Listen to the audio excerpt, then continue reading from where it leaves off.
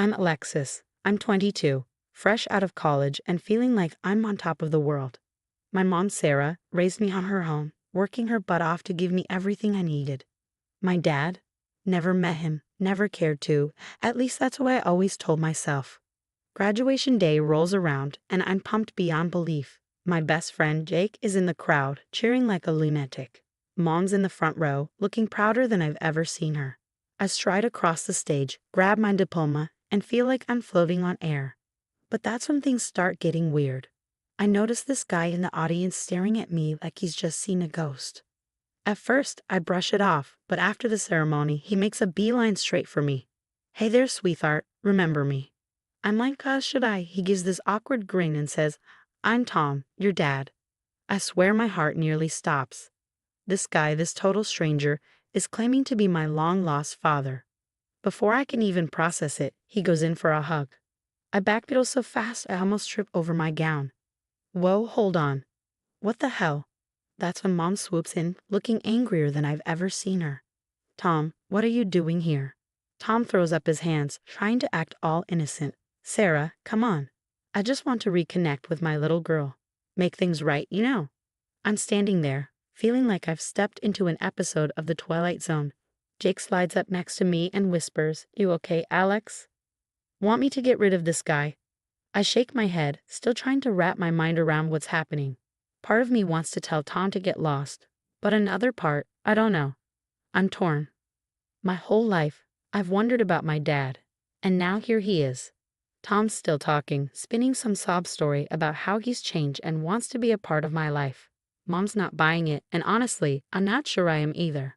"Look, Tom," I finally managed to say, finding my voice. "This is a lot to process. You can't just show up after 22 years and expect everything to be okay." He nods, looking genuinely sad. "I understand, Alexis. But maybe we could grab a coffee sometime, talk things out." I glance at Mom, who's shaking her head furiously, but curiosity is gnawing at me. What if he really has changed? What if this is my chance to finally have a dad? "I'll think about it," I mutter, not committing to anything. As Tom walks away, I'm left standing there with my diploma in hand, feeling like my world's been turned upside down. Jake puts an arm around me, and Mom's looking worried sick. I'm torn between wanting to know more and wishing Tom had never shown up. One thing's for sure. My simple, straightforward life just got a whole lot more complicated, and I have no idea what I'm going to do next. A week after the graduation bombshell, I find myself sitting across from Tom. The place smells like burnt coffee and regret, kind of fitting for this messed up reunion. "So, Alexis, I bet you've got a million questions," Tom said, stirring his coffee like it held all the answers. "Yeah, like where the hell have you been for the past 22 years? I shot back. He sighed, looking genuinely regretful. "Your mom, she kept me away, said she didn't want me in your life."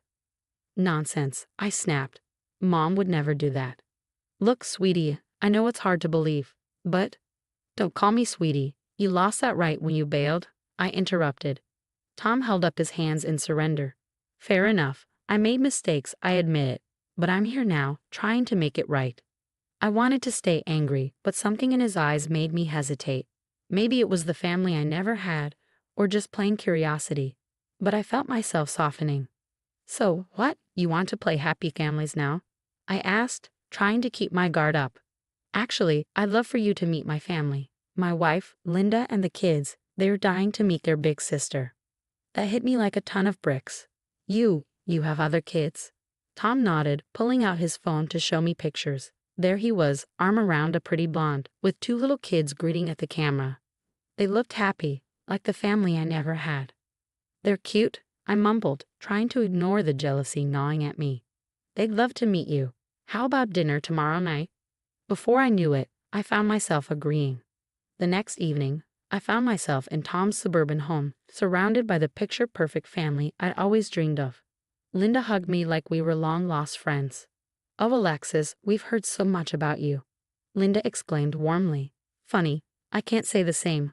I muttered under my breath, but forced a smile anyway. The kids, Tommy and Lily, bombarded me with questions about college and my life. For a brief moment, I allowed myself to imagine that this could be my life too. But then Tom dropped the bomb. "So, Alexis, I hate to bring up business, but I could really use your help." "My help?" I asked, caught off guard. Tom launched into a sob story about his failing business, how he was drowning in debt. If I could just get a small investment, say your graduation money, I could turn things around, provide for all of us. I nearly choked on my meatloaf. "You want my money?" "It's a great opportunity, honey. We could be partners," he said, his tone almost too eager. I felt a wave of nausea. Was this what it was all about? Linda looked uncomfortable, but the kids were blissfully oblivious. "I need to think about it," I stammered, making excuses to leave. Outside, I immediately called Jake and spilled everything. "Slow down, Lex. You're not seriously considering this, are you?"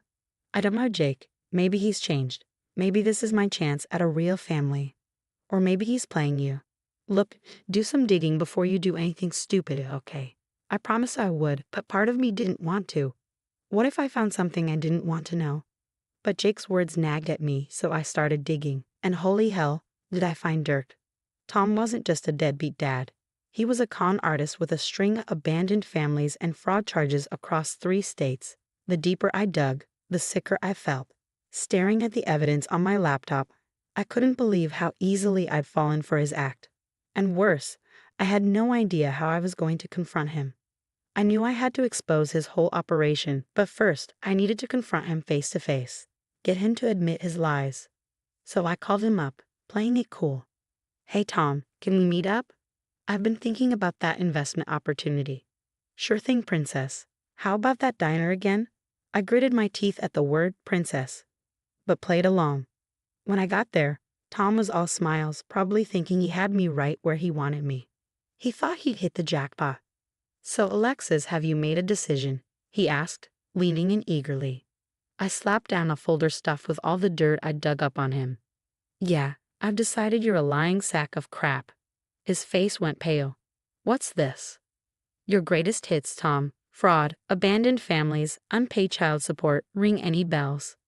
He reached for the folder, but I yanked it back. Hands off. "Now, want to tell me the truth?" Tom's face crumpled, and he launched into another sob story about how life had been tough, how he'd made mistakes, but was trying to turn things around. "I just wanted to make things right with you, Alexis. Give you the father you never had." Damn him, but I felt a twinge of sympathy. And the money. That was just a bonus, right? He looked ashamed. "I admit I need help, but I swear, if you help me out, I'll pay you back. We can have a real relationship." Against every instinct screaming at me to run, I found myself agreeing to loan him $10,000. "But this is it, Tom. No more after this." He hugged me, tears in his eyes. "You won't regret this, sweetie, I promise." But I did. Over the next few weeks, Tom became a constant presence in my life, always needing something, more money, more time, more favors. "Alexis, honey, the business is really taking off. If we just had a little more capital." "Tom, I told you, I'm tapped out. I can't give you any more." He looked at me with hurt and disappointment. I thought we were building something here, a real father-daughter relationship. I felt terrible but stood my ground. Relationships aren't built on money, Tom. But the guilt gnawed at me. Was I being too hard on him? Maybe he really was trying to change. Then came the day I dropped by his house unannounced. I overheard Tom and Linda arguing in the kitchen. "I'm telling you, Linda, that girl's a gold mine." A few more sob stories and we'll have enough to pay off all our debts, and then some. "But Tom, she's your daughter," Linda protested. "Please, she's just another sucker born every minute, right?" I felt like I'd been blindsided by a truck. When I told my mom everything, she sighed. "Oh, honey, I was afraid this might happen. Tom's always been a user. It's why I kept him away from you." "Why didn't you tell me?" I asked, feeling a mix of betrayal and sadness. "I wanted to protect you. I guess I should have known you'd have to learn the hard way." Rage boiled up inside me. "Well, he's not getting away with it this time. I'm going to make him pay." That's when I called Jake. "Hey, remember when you hacked the school's grading system as a project? I've got a real project for you now." Jake was all in. We spent days creating a fake investment scheme, something so tempting Tom wouldn't be able to resist.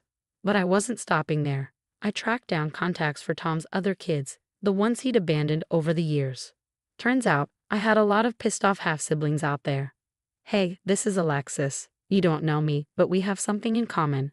A deadbeat dad named Tom. One by one, they agreed to be part of my plan. Tom had no idea what was coming for him.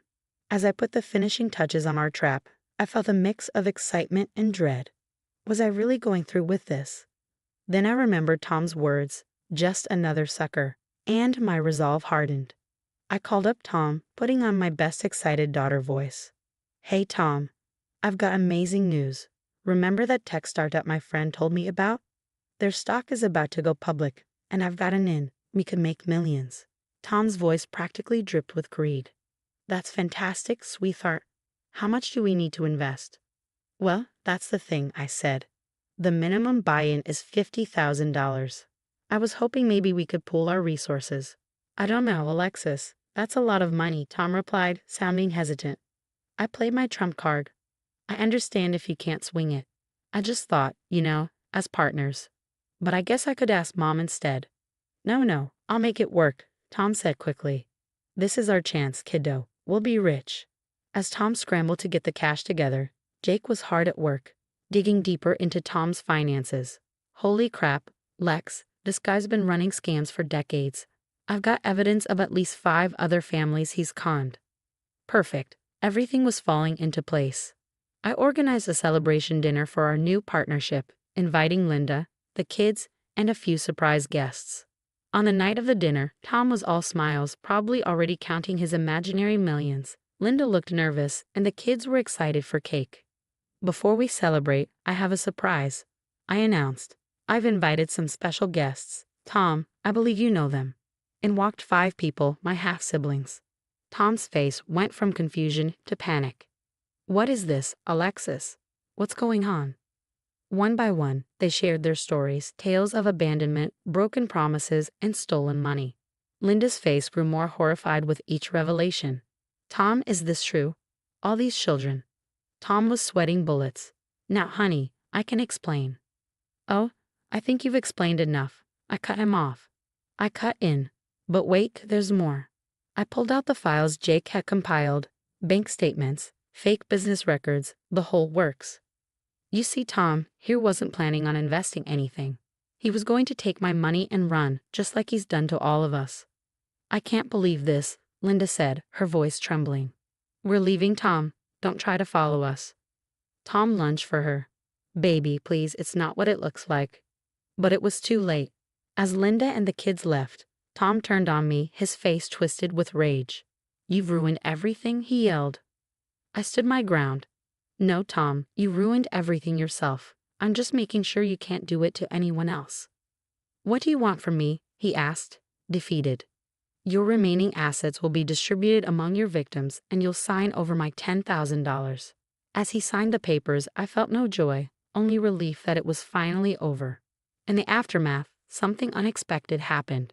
My half-siblings and I started talking, sharing our experiences. We formed a bond, a family of our own choosing. Mom welcomed them with open arms, joking, I always wanted a big family.